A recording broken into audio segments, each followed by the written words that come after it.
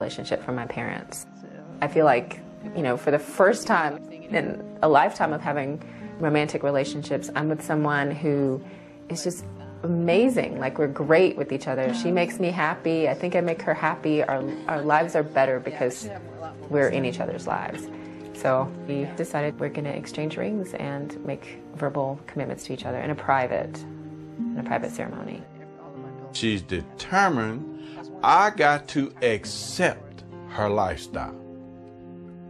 She knows I love her. If she wants me to rejoice that they are lovers, then I'm not there. But if I can rejoice with the fact that Sandra makes her happy and she's happy with that friendship, and that's where I am. My theological belief is that all loving relationships are honored by God.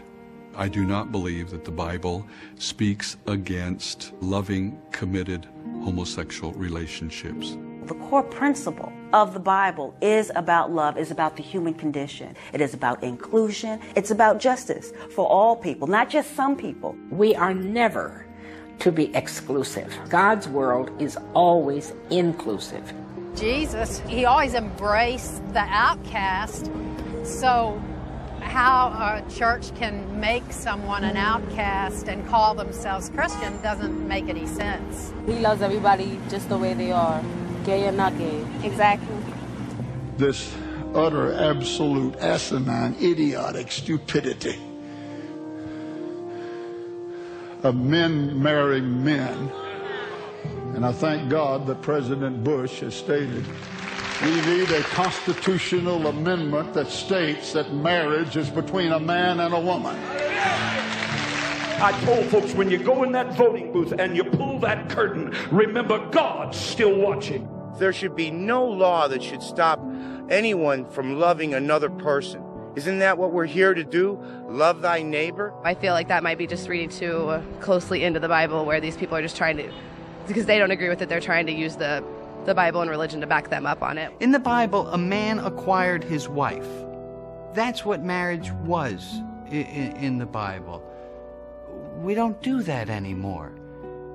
Jewish tradition used to be that the man consecrated the woman by putting a ring on her finger, and she was consecrated to him. He could have other wives. Nowadays, we have a two-ring exchange. Both are made holy to each other. The man's not going to take other wives. She's not taking other husbands. Things change. Just because it's written in the Bible doesn't mean that's how we do it today. We've been kind of on a journey for the last 6 years. It's made life a whole lot more interesting. The doldrums are gone in a lot of ways. But in that journey, we've met the most wonderful people. Gay, lesbians, bisexual, transgendered people that are talented, sweet, caring, loving segment of society. Equal rights is what we want. Somehow, it wasn't a segment of society that we were part of, and now we are, and we're part of it because of Jake. My name is Jacob Brayton, and I came to Colorado Springs to ask you to focus on my family for a day. I'm a gay man, and I'm here with my mother and my father, who love me and accept me exactly as I am. To be a family means to love and to accept and to embrace. These are my parents. This is what it means to be a family. Focus on the family teaches people to reject their gay sons, their lesbian daughters, and it has to end. I am here in Colorado because I raised my children on the teachings of James Dobson and Focus on the Family. I read his books, I received his newsletter, and I listened to his broadcast almost every day for many, many years. Homosexuality and children and what we need to do to protect them. In the last 6 years, I have realized how damaging his anti-gay rhetoric is. Jim Dobson began as a wonderful family counselor, and now he's become a danger to himself and to the nation. he has told untruth about gay people for so long, he doesn't know what truth is anymore. Mel is really the reason that we have gotten so involved with the church work. He really explained it to us so beautifully, how important it was to change the churches, to go to the source. And we felt like we were going to the source when we were going to Dobson's headquarters. This is no longer about just their gay son. This is where my mom and my dad have found meaning.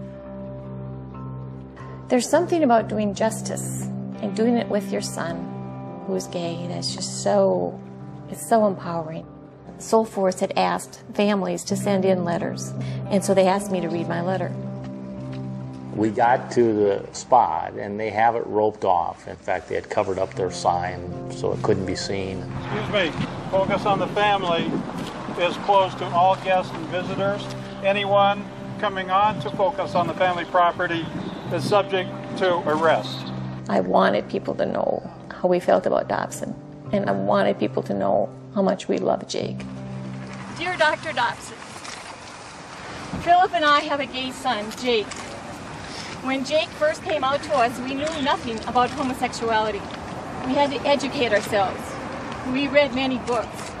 But more importantly, we talked to psychologists and psychiatrists about understanding homosexuality. We were told to love and accept Jake as a gay man. Jake was in the middle, and Jake has grown up a lot since he first came out. He's taller than both of us now, and his arms were around us. It was like he was shepherding us. But we worry for Jake. And he has taken us on this journey. He's a young man who feels a passion for justice. And I was very proud of her because here was a mother who was saying, Dr. Dobson, I'm doing my best to focus on my family. Here's how I'm doing it. Hear me out. And he wouldn't hear us out. Finally, brothers, whatever is true, whatever is noble, whatever And she read the Bible verse that our family reads a lot.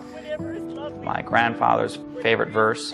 That's when I got moved. And I started to cry because it just brought back that idea of family to me, you know. That's why we were there. We were there because of family. And I want to bring this to Dr. Dobson now. If you do come onto the property, you can and will be arrested for trespassing. I'm an attorney.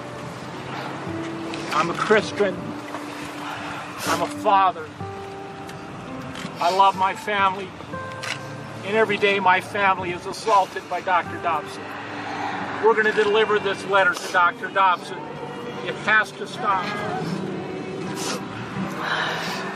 Folks, I'll have to ask you to stop there then. You are arrested for trespassing. I remember because it was such a surreal moment with so many cameras and so many police officers for the three of us, you know. And just thinking, well, that was important.